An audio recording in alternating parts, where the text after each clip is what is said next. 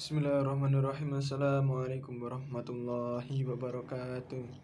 Perkenalkan, nama saya Muhammad Rifai dari kelompok 4 yang akan mempresentasikan tentang perkembangan emosi. Diawali dari pengertian perkembangan. Perkembangan adalah bertambahnya kemampuan skill dalam struktur dan fungsi tubuh yang lebih kompleks dalam pola yang teratur dan dapat diramalkan sebagai hasil dari proses pematangan, seperti menyangkut pematangan dari sel-sel tubuh, organ tubuh, kemudian jaringan, termasuk juga perkembangan emosi, intelektual, dan tingkah laku. Kemudian yang kedua adalah perkembangan emosi. Emosi berasal dari kata emotus atau emovere atau menserca, yang berarti sesuatu yang mendorong terhadap sesuatu. Misal contohnya seperti pada saat gembira, maka emosi itu mendorong untuk tertawa. Dengan kata lain, emosi didefinisikan sebagai suatu keadaan gejolak penyesuaian diri yang berasal dari dalam dan melibatkan hampir keseluruhan diri individu. Berdasarkan pendapat para ahli, dapat disimpulkan bahwa emosi adalah suatu keadaan yang dapat berupa perasaan, pikiran yang ditandai dengan perubahan biologis yang muncul dari perilaku seseorang. Kemudian yang selanjutnya adalah konsep emosi. Dari beberapa ahli, dari pendapat beberapa ahli tentang konsep dasar emosi, dapat disimpulkan bahwa yang dimaksud dengan emosi adalah keadaan yang kuat, yang kompleks, yang diikuti dengan ekspresi motorik serta mengandung unsur afeksi dan pikiran yang khas yang mempengaruhi perilaku. Keadaan afeksi yang disadari dapat berupa kegembiraan, ketakutan, kebencian, cinta, dan sebagainya. Kemudian, proses dan pola perkembangan emosi. Proses perkembangan emosi berlangsung sejak bayi lahir sampai dewasa melalui pola-pola tertentu. Perkembangan emosi dipengaruhi oleh faktor bawaan dan pengaruh lingkungan, yaitu melalui proses pematangan dan proses belajar. Bayi sejak lahir, gejala pertama perilaku emosionalnya ialah keterangsangan umum terhadap stimuli-stimuli yang kuat. Reaksi yang tidak menyenangkan dapat diperoleh dengan cara 172 mengubah posisi bayi secara tiba-tiba. Sekonyong-konyong membuat suara keras, merintangi gerakan bayi, membiarkan popoknya basah, dan sebagainya. Hal itu akan menimbulkan tangisan. Sebaliknya, reaksi yang menyenangkan tampak jelas pada bayi yang menyusui, mengayun-ngayunkan, menepuk-nepuk, memberikan kehangatan, dan membuangnya dengan mesra. Setelah berumur 1 tahun, ekspresi emosionalnya mereka berwujud kegembiraan, ketakutan, kemarahan, dan kebahagiaan. Selanjutnya, dengan meningkatnya usia anak, reaksi emosional dapat berwujud menjerit dan menangis, mengadakan perlawanan, melemparkan benda, lari menghindar, bersembunyi, dan mengeluarkan kata-kata. Makin bertambah usia, maka reaksi yang berwujud bahasa makin meningkat, dan reaksi gerakan otot makin berkurang. Sekitar 2-4 tahun, reaksi ledakan marah mencapai puncaknya. Kemudian tampak pola emosi yang lebih matang, seperti cemberut dan sikap bengal. Pola perkembangan emosi bervariasi antara anak yang satu dengan anak lainnya. Anak yang sehat cenderung kurang emosional jika dibandingkan dengan anak yang kurang sehat. Anak yang pandai bereaksi lebih emosional terhadap berbagai macam rangsangan dan lebih mampu mengendalikan ekspresi emosinya dibandingkan dengan anak-anak yang kurang pandai. Kondisi yang mempengaruhi perkembangan emosi anak. Perkembangan emosi pada anak usia dini akan sangat dipengaruhi oleh berbagai kondisi seperti berikut. Yang pertama, nilai serta kepercayaan mengenai cara mengekspresikan emosi yang layak dan tidak layak yang dipelajari anak dari orang tua, kerabat, dan guru di sekolah akan menjadi cara membentuk karakter anak usia dini. Temperamen dari si anak itu sendiri yang terkadang dapat menjadi penyebab kenakalan anak. Perilaku emosional yang dipelajari anak berdasarkan pengamatan atau pengalaman. Contohnya, cara mengubah diri menjadi lebih baik. Anggota keluarga lain yang menunjukkan caranya menangani stres dapat mempengaruhi tahap perkembangan kepribadian. Kondisi kesehatan anak yang bagus akan mendorong tumbuhnya emosi yang menyenangkan, sementara kesehatan yang kurang baik akan menyebabkan emosi negatif menjadi dominan. Lingkungan rumah yang banyak berisi emosi positif juga akan memperkuat emosi yang baik dan sebaliknya. Hal ini merupakan pola asuh anak usia dini yang tepat. Kemudian faktor yang mempengaruhi emosi anak. Pada anak yang masih sangat muda, emosi mereka pada umumnya ditunjukkan dari reaksi fisik dan tingkah laku, dan mereka akan mengembangkan kemampuan untuk mengenali berbagai jenis emosi seiring dengan pertumbuhannya.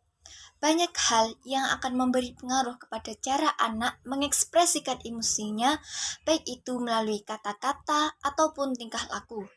Faktor yang mempengaruhi tersebut adalah yang pertama, yaitu faktor kematangan. Perilaku emosional yang matang dapat terjadi jika anak ada perkembangan kelenjar endokrin. Itulah sebabnya bayi belum matang secara emosional. Mereka masih kekurangan produksi kelenjar endokrin yang penting untuk mendukung reaksi fisiologis terhadap stres. Yang kedua yaitu belajar. Metode belajar yang dapat menunjang perkembangan emosi anak usia dini yaitu yang pertama, trial and error. Anak mempelajari untuk mengekspresikan emosi secara coba-coba melalui beberapa macam perilaku dan memilih yang memberikan pemuasan terbesar kepadanya dan mengeliminasi perilaku yang memberikan sedikit kepuasan atau tidak sama sekali. Selanjutnya yaitu meniru. Anak belajar mengenal emosi dengan cara meniru yang akan mempengaruhi rangsangan yang dirasakannya dan aspek reaksinya terhadap emosi atau situasi tertentu. Anak mengamati apa saja hal yang bisa membangkitkan emosi tertentu pada orang lain dan akan bereaksi dengan cara yang sama dengan orang yang diamati. Kemudian yang ketiga yaitu mengidentifikasi. Sama dengan belajar meniru, namun berbeda dalam aspek bahwa anak hanya meniru orang yang dikaguminya. Biasanya orang ini adalah orang yang mempunyai ikatan kuat dengan anak, sehingga keinginan anak untuk meniru kepada orang tersebut akan lebih kuat daripada untuk meniru sembarang orang. Selanjutnya yaitu mengkondisi. Kondisi ini berarti bahwa anak mengasosiasikan objek dan situasi yang awalnya gagal memancing reaksi emosionalnya darinya. Pengkondisian terjadi dengan mudah pada anak usia dini, karena pada saat itu anak belum mampu menalar situasi, kurangnya pengalaman untuk bersikap kritis, dan tidak menyadari jika reaksi mereka tidak rasional.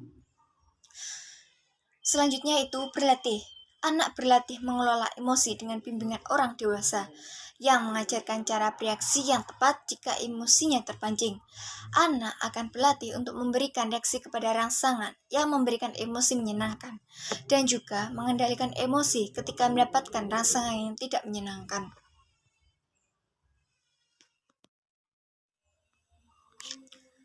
Selanjutnya yaitu ciri khas penampilan emosi pada anak adalah sebagai berikut. Yang pertama, emosi anak bersifat sementara dan lekas berubah. Misalnya, anak marah mudah beralih ke senyum, tertawa ke menangis, dan dari cemburu ke rasa sayang. Yang kedua, reaksi yang kuat terhadap situasi yang menimbulkan rasa senang atau tidak senang sangat kuat. Yang ketiga, emosi itu sering timbul dan nampak pada tingkah lakunya, misalnya menangis, gelisah, gugup, dan sebagainya. Keempat, yaitu reaksi emosional bersifat individual. Dan yang terakhir, yaitu emosi berubah kekuatannya. Pada usia tertentu, emosi yang sangat kuat berkurang kekuatannya. Anggota keluarga lain yang menunjukkan caranya menangani stres dapat mempengaruhi tahap perkembangan kepribadian. Kondisi kesehatan anak yang bagus akan mendorong tumbuhnya emosi yang menyenangkan, sementara kesehatan yang kurang baik akan menyebabkan emosi negatif menjadi dominan. Lingkungan rumah yang banyak berisi emosi positif juga akan memperkuat emosi yang baik dan sebaliknya. Hal ini merupakan pola asuh anak usia dini yang tepat. Kemudian faktor yang mempengaruhi emosi anak. Pada anak yang masih sangat muda, emosi mereka pada umumnya ditunjukkan dari reaksi fisik dan tingkah laku, dan mereka akan mengembangkan kemampuan untuk mengenali berbagai jenis emosi seiring dengan pertumbuhannya. Banyak hal yang akan memberi pengaruh kepada cara anak mengekspresikan emosinya, baik itu melalui kata-kata ataupun tingkah laku. Faktor yang mempengaruhi tersebut adalah yang pertama, yaitu faktor kematangan. Perilaku emosional yang matang dapat terjadi jika anak ada perkembangan kelenjar endokrin. Itulah sebabnya bayi belum matang secara emosional. Mereka masih kekurangan produksi kelenjar endokrin yang penting untuk mendukung reaksi fisiologis terhadap stres. Yang kedua yaitu belajar. Metode belajar yang dapat menunjang perkembangan emosi anak usia dini yaitu yang pertama, trial and error. Anak mempelajari untuk mengekspresikan emosi secara coba-coba melalui beberapa macam perilaku dan memilih yang memberikan pemuasan terbesar kepadanya dan mengeliminasi perilaku yang memberikan sedikit kepuasan atau tidak sama sekali. Selanjutnya yaitu meniru. Anak belajar mengenal emosi dengan cara meniru yang akan mempengaruhi rangsangan yang dirasakannya dan aspek reaksinya terhadap emosi atau situasi tertentu. Anak mengamati apa saja hal yang bisa membangkitkan emosi tertentu pada orang lain dan akan bereaksi dengan cara yang sama dengan orang yang diamati. Kemudian yang ketiga yaitu mengidentifikasi. Sama dengan belajar meniru, namun berbeda dalam aspek bahwa anak hanya meniru orang yang dikaguminya. Biasanya orang ini adalah orang yang mempunyai ikatan kuat dengan anak, sehingga keinginan anak untuk meniru kepada orang tersebut akan lebih kuat daripada untuk meniru sembarang orang. Selanjutnya yaitu mengkondisi. Kondisi ini berarti bahwa anak mengasosiasikan objek dan situasi yang awalnya gagal memancing reaksi emosionalnya darinya. Pengkondisian terjadi dengan mudah pada anak usia dini, karena pada saat itu anak belum mampu menalar situasi, kurangnya pengalaman untuk bersikap kritis, dan tidak menyadari jika reaksi mereka tidak rasional. Selanjutnya itu berlatih. Anak berlatih mengelola emosi dengan bimbingan orang dewasa yang mengajarkan cara bereaksi yang tepat jika emosinya terpancing. Anak akan berlatih untuk memberikan reaksi kepada rangsangan yang memberikan emosi menyenangkan dan juga mengendalikan emosi ketika mendapatkan rangsangan yang tidak menyenangkan.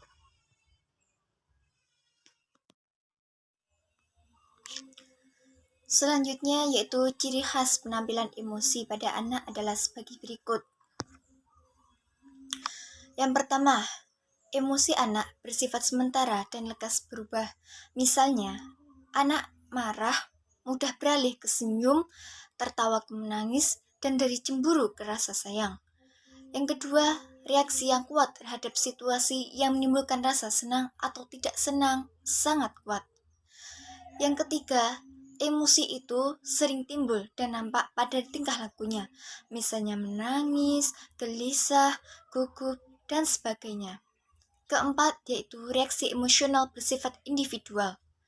Dan yang terakhir, yaitu emosi berubah kekuatannya. Pada usia tertentu, emosi yang sangat kuat berkurang kekuatannya.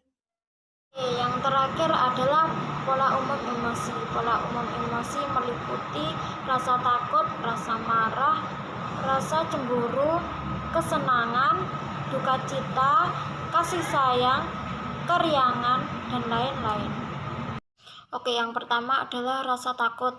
Pada bayi, rasa takut ini ditimbulkan karena ada suara yang keras, suara binatang, suara kamar yang gelap, tempat yang tinggi, berada sendirian, rasa sakit, dan karena objek yang tidak dikenal. Pola emosi yang berhubungan dengan rasa takut ini pada umumnya ialah rasa malu, rasa canggung, rasa khawatir, dan rasa cemas. Yang kedua ada rasa marah. Rasa marah adalah ekspresi yang sering diungkapkan pada masa kanak-kanak jika dibandingkan dengan rasa takut. Rangsangan yang menimbulkan kemarahan antara lain Rintangan terhadap gerak yang diinginkan anak, rintangan terhadap aktivitas yang sudah mulai berjalan, rintangan terhadap keinginan atau niat, dan kejengkelan yang menumpuk. Yang ketiga ada rasa cemburu. Rasa cemburu adalah reaksi normal yang terhadap kehilangan kasih sayang yang nyata atau ancaman kehilangan kasih sayang. Rasa cemburu timbul dari kemarahan yang menyebabkan sikap jengkel dan ditunjukkan kepada orang lain. Pola rasa cemburu seringkali berasal dari rasa takut yang dikombinasikan dengan rasa marah. Sumber rasa cemburu pada kanak-kanak pada umumnya ditumbuhkan dari rasa iri hati. Oke, yang ketiga adalah ada rasa cemburu. Rasa cemburu adalah reaksi normal terhadap kehilangan kasih sayang yang nyata atau ancaman kehilangan kasih sayang. Rasa cemburu timbul dari kemarahan yang menyebabkan sikap jengkel dan ditunjukkan kepada orang lain. Pola rasa cemburu seringkali berasal dari rasa takut yang dikombinasikan dengan rasa marah. Sumber rasa cemburu pada kanak-kanak pada umumnya ditumbuhkan dari rasa iri hati.